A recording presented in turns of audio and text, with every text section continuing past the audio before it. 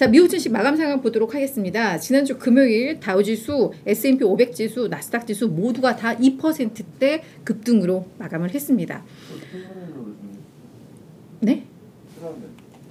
네, 제가 너무 흥분했구나. 아니 그러게요.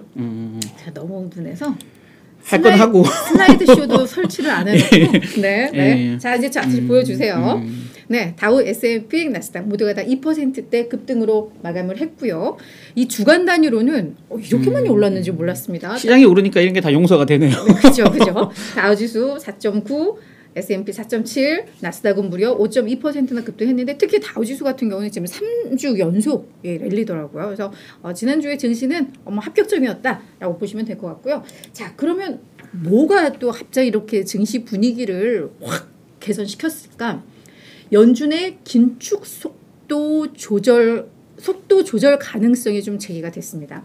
지금 이 사진에 나오는 이 훈남, 이분이 월스트리트 저널 기자인데요. 닉 티미라우스라고 그래서 꼭 이 연준 회의 전에 이 전망을 하면 거의 뭐 적중률이 되게 높았다고 해요. 그러니까 뭔가 되게 고위층에 이렇게 우리말로 하는 게 빨대가 제대로 된 빨대가 있는 게 아닌가라는 생각이 드는데 이분이 뭐라고 그랬냐면은 11월 FOMC에서의 75bp 인상 가능성은 뭐 오케이. 근데 이제 12월부터 긴축 속도 조절에 들어가는 부분에 대해서 이제 논의할 것으로 좀 전해진다라고 이야기를 했습니다. 대신에 이제 12월에는 잠깐 낮추면서 대신에 이제 내년에는 이게 조금 더 그 12월에 부족했던 부분을 뭐 보완할 수도 있다. 뭐 약간 그런 뉘앙스였고요. 여기에다가 이 메리 데일리의 샌프란시스코 연은 총재도 지금은 금리 인상 속도 완화에 대해서 이야기를 시작할 때다. 우리 연준은 과도한 통화 긴축으로 경제를 침체에 빠뜨리는 것을 우리도 원하지 않는다라는 멘트를 좀 했습니다. 사실 이와 관련해서 아니 물가지수가 지금 달라진 게 없는데 갑자기 왜 이래? 라는 이야기도 하면서 이제 중간선거 앞두고 이 바이든 정부가 연준에다가 비둘기적 이 발언들을 요청했다라는 설도 좀 돌고는 있습니다. 제가 주 초에 얘기했잖아요. 그러니까 연준이 아무리 뭐 그 중앙은행이 독립적인 기관이라고 해도 그 인플레와 싸웠던 폴 볼코조차도 카터 대통령의 재선을 위해서 금리를 100bp나 내렸던 네. 금리 인상을 엄청 하다가 갑자기 몇 달 만에 100bp를 금리 내렸던 사람이거든요. 그러니까 정치로부터 자유로울 수 없다. 네. 지난 사실은 그 바이든 당선 이후에 이 파워를 연임시키냐 마냐를 두고 사실 민주당 내에서 반감들이 많았잖아요. 그렇죠. 전 정권 그러니까 트럼프 때 선임한 연준 의장을 계속 그냥 두는 게 맞냐. 저 친구는 좀 맞지 않다. 우리 기조랑 사실은 반대하는 입장이 꽤 많았었거든요. 그러다 보니까 정치적 부담이 사실은 좀 있었어요. 파월 입장에서는. 예. 그리고 사실은 아까 저기 약간 오해의 소지가 있는데 그 월스트리트 저널 기자가 얘기한 건 12월에 50bp 올리고 내년에 더 올린다가 아니고 12월에 50bp를 이제 하면서 그런 메시지를 이제 사실 먼저 주고 50bp를 인상하면 시장에서는 야 이제 인플레와의 전쟁 손뗀 거 아니냐라고 오해할 수 있으니 그런 오해로 인해서 시장 혼란이 생긴다면 내년에 할 수도 있다. 그걸 이제 절충안으로 할 수 있는데 사실상 50bp 12월에 금리 인상하면 속도가 이제 거의 이제 둔화되는 쪽으로 간다라고 본 거고요. 저거는 이제 절충 가능성으로 얘기한 거지. 맞아요. 내년에 더 올린다. 그러니까 그렇죠. 조삼모사는 아니에요. 사실 네, 저게. 맞아요. 예, 네, 맞습니다. 예. 그래서 이 소식이 전해지면서 이 CME의 패드워치도 많이 좀 반전이 됐습니다. 이게 앞쪽에 있는 게 제가 지난 20일 날 보여드렸던 패드워치의 어떤 전망치들인데 이게 원래는 75, 75, 25, 25, 25 였던 것이었거든요. 근데 이게 가면서 75, 50, 50으로 그러니까 5월 기준으로 해서 당초에는 지금으로부터 2.25%포인트가 더 오를 것이다 라고 봤던 게 이제는 1.75%포인트로 조금 더 이제 인상 폭이 좀 낮아질 것으로 지금 바뀐 겁니다. 시장이 바뀐 겁니다. 자, 그렇게 되면서 미국 국채 수익률도 사실은 개장 전만 하더라도 좀 뭔가 불안했었거든요. 이게 2년물 국채 수익률도 최고치 4.639까지도 올라갔었고요. 10년물은 무려 4.3을 돌파하면서 4.338까지도 올라갔었거든요. 그랬는데 이게 이런 소식들을 전해지고 하면서 지금 차트 보시면 다 전강 후약처럼 수익률이 좀 밑으로 다 빠지고 있는 것들이 보이실 거예요. 이렇게 되면서 이제 증시 전반적으로 분위기가 매우 좋았다라고 보면 될 것 같은데. 근데 왜 그랬는지를 봐야 될 것 같아요. 네네네. 그러니까 뭐 이유가 없이 그냥 단순히 12월에 그 지금 뭐 그 월스트리트 저널 멘트만 하나 믿고 우리가 그 투자를 해야 되냐. 사실은 저거 오른 것도 저는 굉장히 좀 불안해요. 예, 좀 막연한 기대감으로 사실 올랐기 때문에. 그런 것도 있죠. 다만 근거가 없지 않다라는 거죠. 네네. 그 근거를 제가 설명해 드리려고 합니다. 그래서 무조건 이제 그 연준이 금리 인상 속도를 늦추냐라고 말씀드릴 수는 없겠지만 월스트리트 저널에 저런 분위기가 감지됐다고 보도될 수 있는 근거 자체는 있다라는 거죠. 두 가지가 있습니다. 첫 번째는 과거 늘 경기 선행지수가 꺾이면 연준의 긴축도 멈췄다라는 겁니다. 경험칙입니다. 옆에 차트 한번 보시면 이쪽 하늘색으로 표시된 부분이 연준의 기준금리고요. FFR 금리죠. 이쪽이 좀 진한 파란색으로 된 게 컨퍼런스 보드의 경기 선행지수입니다. 근데 여기 네 차례 이렇게 좁은 여기 회색 이렇게 영역이 표시돼 있죠. 네 번. 네. 1980년대, 90년대, 2000년대, 2010년대 네 번 다 보시면 금리가 인하되기 시작한 시점하고 컨퍼런스 보드 경기 선행지수가 하락 반전한 시점하고 똑같이 일치합니다. 예, 그래서 긴축을 하다가 물가를 잡기 위해서 총수요를 억제해서 긴축을 계속 펴다가 드디어 효과가 나타나서 경기가 이제 완전히 꺾인다. 라고 할 때 사실은 그 금리 인상을 멈췄었거든요. 늘상. 저 경험칙, 네 차례의 경험칙으로 본다면 이번에도 지금 끄트머리 보십시오. 9월에 경기 선행지수가 꺾였기 때문에 금리 인상이 멈추거나 적어도 완화될 가능성이 있다라는 겁니다. 컨퍼런스 보드 9월 경기 선행지수가 115.9였는데 전월 대비해서 0.4% 빠졌습니다. 월가 전망이 0.3% 빠진다고 했는데 그거보다 큰 폭으로 빠졌고요. 그전 6개월간 경기 선행지수는 1.4% 오르다가 최근 6개월간 2.8%나 하락하고 있는 상황입니다. 그래서 컨퍼런스 보드도 경기 선행지수는 실제 경기에 한 6개월 정도 선행하기 때문에 이 경기 선행지수대로라면 연말 이전에 미국 경기 침체가 온다라고 지금 코멘트를 했거든요. 그렇다면 연준이 연말 이전에 경기 침체가 온다면 연준도 12월에는 경기 금리 인상 속도를 늦추는 방안을 본격적으로 협의해야 되지 않겠냐라는 거죠. 네, 그게 이제 가장 큰 거고요.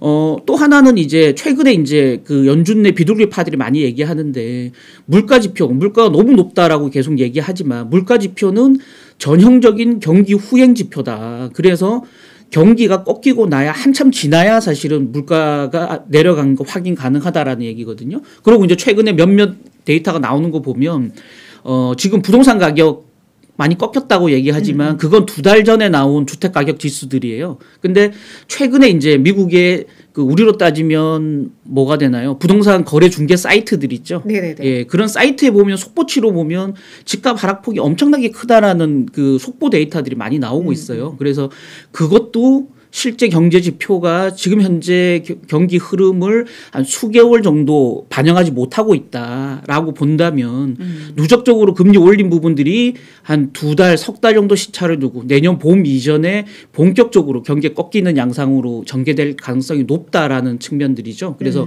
지금 이미 경기가 꺾이고 있는데 우리 지표가 그걸 감지하지 못할 뿐이야라는 논리들이 지금 비둘기파들 사이에서 강하게 지금 그 부각이 되고 있고요.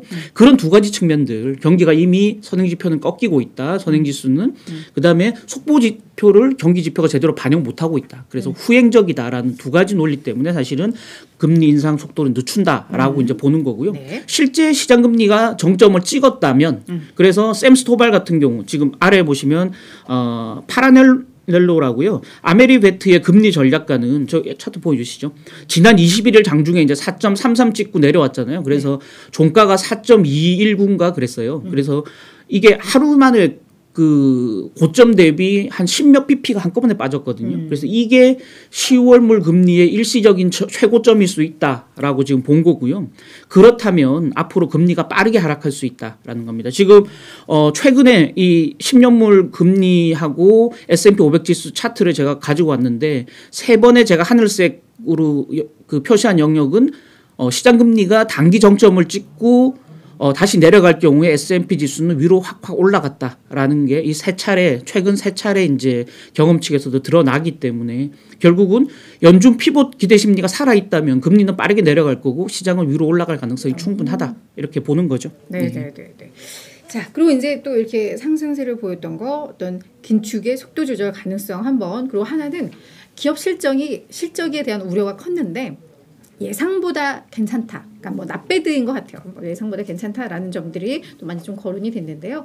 일단 지난주 금요일까지 S&P 500기업 중에 20%의 기업들이 실적 발표를 했습니다. 근데 이 중에 뭐 약 72에서 75%의 기업들의 EPS가 이제 시장 예상치를 상회한 것으로 나오는데요. 사실 이것은 뭐 시장의 눈높이가 낮아진 부분도 없잖아 있고요. 그리고 이 비율 자체도 예년의 그 평균 대비해서는 다소 좀 낮은 편이라고는 합니다. 하지만 실적에 대한 우려가 컸는데 이와 비교한다면 이 정도는 괜찮다라는 이제 평가들이 좀 나오고 있다고 하고요. 그리고 이제 이번 주에 뭐 150개 기업들이 이제 실적 발표를 합니다. 이번 주가 실적 시즌에 이제 간약 피크라고도 할 수 있을 텐데요. 정말 중요한 기업인 뭐 알파벳이라던가 뭐 메타 플랫폼, 애플, 아마존, 인텔, 그러니까 뭐 정말 빅테크 뭐 이런 기술주들의 실적이 이제 많이 모여져 있는데 그래도 좀 기대감을 갖고 있는 것 같아요. 그래서 이번에 그래도 기술주들이 이번 주에 좀 랠리를 이끌지 않을까라는 기대는 하고는 있습니다. 그래서 이런 부분들도 증시 상승에 어느 정도 좀 힘을 보탰다라고 보시면 될 것 같습니다. 예. 네, 우리 월가 이슈는 또 어떤 건가요? 이슈 보시죠. 네. 월가 주요 이슈들도 오늘도 뭐 다채롭게 준비했는데 일단은 조금 네거티브한 얘기부터 먼저 좀 전해드릴게요. 그래서 이언 셰퍼드슨이라고요. 판테온 매크로 이코노믹스의 수석 이코노미스트입니다. 이분이 이제 CBS랑 인터뷰를 했는데 일요일 날 모기지 금리 급등하고 맞물려서 팬데믹 이후 지금 주택 시장이 정상화되고 있다라고 얘기했고, 정상화는 이꼴 조정이죠. 아시다시피 연초에 지금 3.2%, 3.12%였던 30년 모기지 금리가 지금 6.94%까지 가 있고 2배 이상 지금 더블 이상 났거든요. 그래서 모기지 금리가 너무 빨리 오르니까 집값이 빠지는 건 당연하다라는 거고요. 문제는 내년까지도 이게 가파르게 또 빠질 수 있다라는 거죠. 주거용 부동산 수요가 지금 급냉하고 있기 때문에 내년도에 최대 20% 이상 미국 집값이 더 빠질 수 있다라고 경고를 했고요. 적어도 내년 초까지는 집값 하락세가 이제 계속 이어질 거고, 문제는 금리가 빠르게 올라가니까 매달 상환해야 될 그 모기지 대출의 원리금 상환 금액 자체가 큰 폭으로 늘어나니까 집을 구매할 이유 자체가 지금 사라지고 있다라는 겁니다. 그래서 집값은 계속 떨어질 수밖에 없는 국면이다, 이렇게 봐야 될 것 같고요. 네. 이것 자체가 연준의 또 긴축 행보를 제동을 걸 수 있는 부분이니까 꼭 뭐 나쁜 소식이라 보기는 좀 어려울 수도 있겠습니다. 예. 하나는 요거는 어찌 보면 뭐 악재일 수도 있고 어찌 보면 호재일 수도 있어요. 중국을 비롯한 아시아 중소형주의 상장에 깐깐해진 나스닥입니다. 나스닥 이제 그 시장에 상장하려고 하는 중국 중소형주 또는 아시아 중소형주에 대해서 IPO를 앞두고 IPO를 일단 나스닥이 지금 보류하고서 추가 자료를 지금 요청하고 있는 상태다라는 보도가 나왔습니다. 최근 몇 주간 중소기업 신규 상장 추가 검토를 위한 승인을 완전히 지금 보류한 상태고요. IPO 과정에서 주식을 배정받은 투자자들 세부 정보를 제출하라라고 해당 기업들에 지금 나스닥이 요구를 했다라는 거고요. 문제는 최근에 이제 올 들어 하반기에 지금 주식시장 상장된 특히 이제 중국 기업들 중심으로 주가가 이제 급등락하면서 투자자 피해가 굉장히 커지고 있다라는 리스크를 좀 느꼈나 봐요. 그러면서 지금 상장 심사를 굉장히 깐깐하게 하고 있다라는 겁니다. 실제 이제 아래에 제가 적어놨는데 홍콩 핀테크 업체 AMTD 디지털 같은 경우는 7월 상장했는데 IPO 이후에 주가가 320배 폭등을 했다가 지금 현재 이제 98% 정도 다시 다 빠져버렸어요. 그다음에 중국 의료업체인 아덴텍스 그룹 같은 경우도 8월에 상장했는데 첫날에 130%가 아니고 130배 주가가 급등하면서 굉장히 많은 피해자를 양산했다. 지금 현재 주가는 다시 98%가 다 되돌림이 된 상태니까요. 그래서 이런 그 투자자 보호 리스크가 좀 있고요. 특히 이제 중국 기업들 같은 경우는 어떤 투자자 정보 주주 정보라든지 또는 감사 보고서 내용이라든지 이런 부분에 대해서 미국 당국이 굉장히 깐깐하게 예의주시하고 있는 상황이기 때문에 IPO가 좀 제동이 걸릴 가능성이 굉장히 높다라는 겁니다. 실제 지금 한 10여 곳이 리첸 차이나 또 리드 리얼 에스테이트 이거는 일본 부동산 개발 업체라 그러는데 한 10곳 정도가 지금 나스닥 상장을 앞두고 있다가 지금 전면 심사가 중단된 상태라고 하는데요. 뭐 이거는 어쨌든 투자자들 피해가 커질 수 있다면 투자자 피해를 줄일 수 있다라는 장점이 있고요. 또 이런 그 소형주 중소형주들이 나스닥 시장에 상장되면서 전체 어떤 공급량은 늘려서 시장의 어떤 유동성, 그러니까 다른 주식으로 갈 수 있는 유동성을 빼앗아 간다는 측면에서 보면 상장이 좀 보류되는 것 자체가 시장 전체에는 호재일 수도 있다라고 보여지는 거고요. 다만 이제 이게 자칫 미중 간의 갈등 양상처럼 비춰지면 시장에 또 네거티브한 또 투자 심리가 생길 수도 있으니까 뭐 호재 악재 이게 뭐 양면이 사실은 좀 있다 이렇게 봐야 될 것 같습니다. 자, 마지막으로는 올 쇼핑 시즌 역대급 할인 온다. 이거는 뭐 그 개별 종목에 대한 얘기라기보다는 저희도 이제 해외 직구를 많이 하니까 투자자 그 구매자들 그 어떤 참고용으로도 제가 좀 내용을 정리해 왔습니다. 어도비 어널리틱스라고요. 이거는 어도비에서 그 운영하고 있는 온라인 상의 그 데이터를 추적하는 시스템입니다. 근데 거기서 온라인 쇼핑몰 데이터를 전부 스크래핑을 하는 거죠. 데이터를 스크래핑해서 추적해서 분석을 했더니 올 지금 쇼핑 시즌에 역대급 할인 행사가 지금 벌어지고 있다. 컴퓨터, 전자기기, 장난감 최대 20% 이상 할인되고 있는데 이거는 우리가 데이터를 모은 게 2017년부터인데 집계 이후 가장 큰 할인 폭이다라는 겁니다. 옆에 차트 한번 보시면 맨 위쪽부터 2019년, 20년, 21년, 22년 지금 할인폭인데요. 컴퓨터 보십시오. 이게 반도체 경기가 안 좋다고 하는데 안 좋은 이유가 있습니다. 지금 그동안 가장 높았던 게 검은색 2020년에 27% 컴퓨터 할인 행사가 있었는데 올해는 지금 노란색 32% 할인이 있었고요. 작년에는 10% 할인밖에 없었거든요.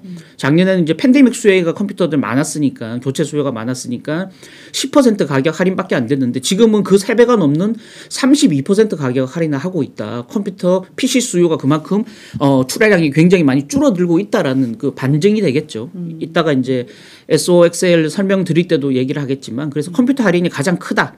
뭐 장난감도 그렇고요. 모든 할인 행사, TV도 또는 가전제품도 가구도 뭐 전부 역대급 할인 폭입니다. 지금 노란색이 제일 기니까요. 최근 4년 동안 굉장히 지금 그 할인 폭이 크고요. 특히나 할인 행사가 할인 폭이 크다 보니까 품절 또는 지금 물류가 안 좋으니까 배송 지연 등의 우려로 구매도 지금 일찍부터 서둘고 있다. 그래서 유통업체들도 지금 할인 행사를 일찍부터 서둘러 하고 있기 때문에 뭐 그런 영향들이 좀 있을 수 있다라는 거고요. 지금 이제 NDP 그룹이라고 이건 마케팅 그룹입니다. 여기서 조사를 했더니 지금 온라인상에 판매되고 있는 모든 제품의 46%가 다 할인돼서 행사 중이더라라는 거고요. 작년에는 11월 넷째 주가 돼야 41% 할인 행사였는데 작년 11월 넷째 주에 비해서 지금은 아직 쇼핑 시즌이 본격적으로 오지도 않았는데 41% 더 할인 행사하는 제품이 늘어나 있다라는 거죠. 문제는 그렇다고 해서 유통업체의 매출이 늘어날 거냐? 그건 꼭 아니라는 겁니다. 지금 베인앤컴퍼니 컨설팅 회사가 추정하기로는 올 헐리데이 시즌에 온라인 유통업체들 매출이 7.5% 늘어날 거다라고 했는데 이거는 뭐 괜찮은 숫자이긴 한데 인플레이션 조정, 그러니까 제품 가격 인상을 감안하면 실제로는 한 1에서 3%밖에 안 늘어나는 거다라고 이제 분석을 했고요. 엘릭스 파트너스 같은 경우도 이번 헐리데이 시즌 매출이 온라인 유통업체 매출이 4에서 7% 정도밖에 안 늘어날 것이다. 작년에는 10% 이상 늘어났으니까요. 전체적으로 할인 폭은 굉장히 크되 유통업체들의 매출은 크게 늘어나지 않을 거다. 이렇게 보는 게 지금 일반적인 관측이다라고 보여집니다.